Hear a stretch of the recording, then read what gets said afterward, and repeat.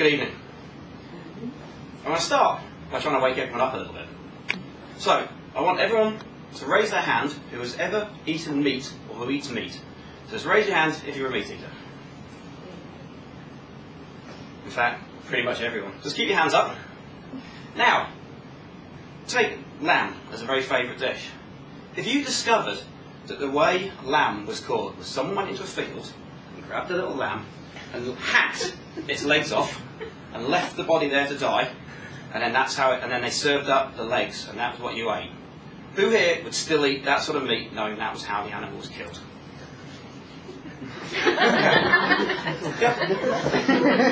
Most of you probably wouldn't.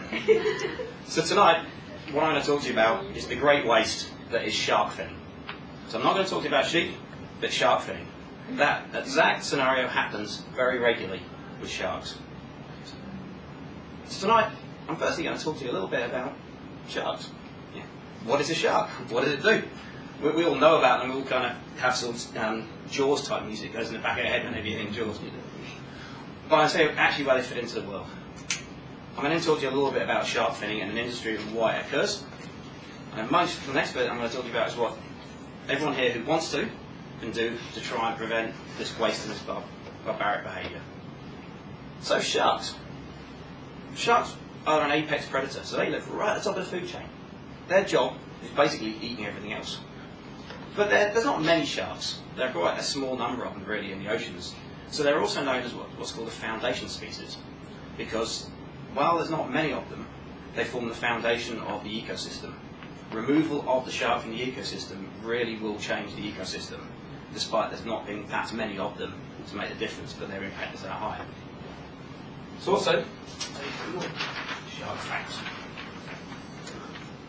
Hopefully at the back you can see some of that. But the modern shark actually can be traced back nearly 100 million years. Their predecessors, the more ancient shark, can be traced back 450 million years. That puts them down in roughly the same time as they were hanging out on the Earth at the same time as the dinosaurs. So the historic sharks and the dinosaurs were actually quite good mates and are in fact believed to have been, some of them one and the same. When some of the dinosaurs moved into the ocean, it's believed that's where sharks actually came from. So they're one of the oldest creatures on the planet. They also have a strange similarity to us, in that they actually grow relatively slowly as a species.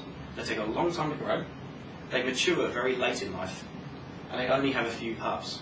So as an example, the basking shark, they take about 15 to 20 years to get to the point where they'll start reproducing.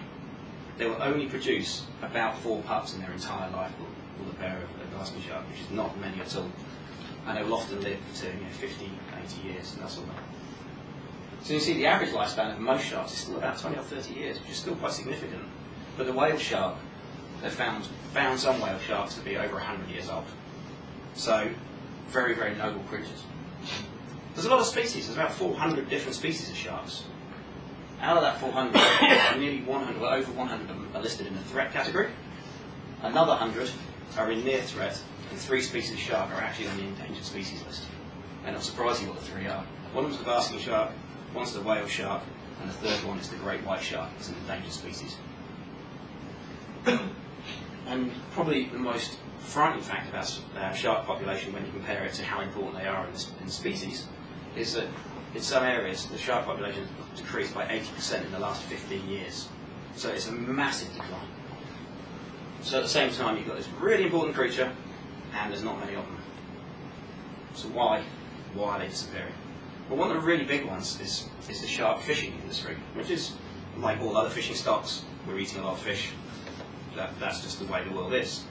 But shark finning is a subset of that. Now, shark finning is particularly done for shark fin soup. So shark fin soup is a very popular dish. Most of the shark fin soup actually comes out of Hong Kong. But shark fin soup, they use the fin, and its main reason they use shark fin soup is not for the taste. It has no taste. They use it to absorb the flavour of what they cook it in. So it's an absorbent for flavour. And the other reason they use it is because it's very, very expensive. So it's a fashion accessory. So back to where Ian was.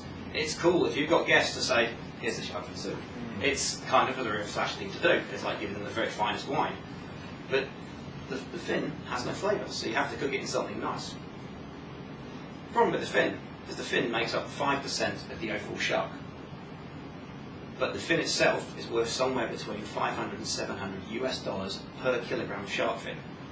The rest of the shark is worth almost nothing. It has pretty much zero commercial value. So, imagine yourself as a commercial fisherman. You haul the shark up on the deck. These little bits, 5%, are worth a lot. The rest is worth nothing. What are you going to do? You're not going to keep the whole thing and take it back to harbour. You're going to lock the fin off, you're going to lock the tail fin off, stick them in the hold, chuck the rest of it straight back in the ocean. Around about 2/3 of the sharks caught off New Zealand are thrown back into the sea, still alive, without their fins. It will then take them around about 2 or 3 days to die on the bottom of the ocean. That's around New Zealand. That's areas where the sharks are generally caught as a bycatch, so accidentally amongst other things. That's not even where the boat went out to target them. If you go out and target them, you can imagine it's 100% catch, chop, throw back. So it's a very, very wasteful industry. So, here you have people doing this. How do we, and how can you in this room, help do something about that? What do I do about that? First one, the most simple thing everyone can do is if you think chopping off the fins and chucking the rest back is a complete waste, be aware of what shark is in. Look at things, look at the labels. Does this contain shark fin? You know, there's a few things that start to come on the market now where they're arguing that sharks are basically immune to cancer, they believe. So somehow believe that if you grind up a shark and you eat it, you'll become immune to cancer. All the evidence and all the research they've done on it just proves that there is nothing in that. They don't know why sharks are immune to cancer, but it's not grinding it up doesn't seem to help. So look at things and say, right, does this contain shark fin? What is it? Try and avoid using it. The second one is actually really purposely avoid using shark fin. If you go out for dinner, there's 2 restaurants. One of them has shark fin on the menu, one doesn't. Eat at the one that doesn't. It's a very simple choice that won't affect what you're doing too much, but it's one that you can easily do. Just look at the menu before you go in and make the choice to avoid shark fin. And if someone asks you, tell them, I'm doing it for this reason. And that's the other thing I want everyone in this room to do. After tonight, can everyone try and tell 3 of their friends the key messages I've just told you? Because if we spread the word about shark finning, it might actually change. There was a restaurant in Hong Kong, a chain of restaurants that did shark fin soup, that closed down recently, and they cited animal lobbying, or animal rights lobbying as the reason they closed down, because that's all they did was shark fin soup, and people stopped using it. So, actually, by spreading the word, we can make a difference. The other one is, New Zealand doesn't have a ban on shark finning. It's perfectly legal here. Most of Australia, you have to land the shark with the fin. So if you bring up the body and the fin and you can sell it on, that's fine. That's commercial fishing, that's the way the world is. But you can't just bring the fin up, otherwise you'll get fined a lot. New Zealand, there's no such rules. So be aware and spread the word. So to conclude, I've told you a little bit about sharks. Interesting, here's a couple of links where you can find some more. So Wild Aid and Shark Trust, so you can find out some more if you're interested to find some more. But most importantly, if everyone tells people now, we spread the word, we can all take action now as humans to prevent wiping out the species completely wastefully.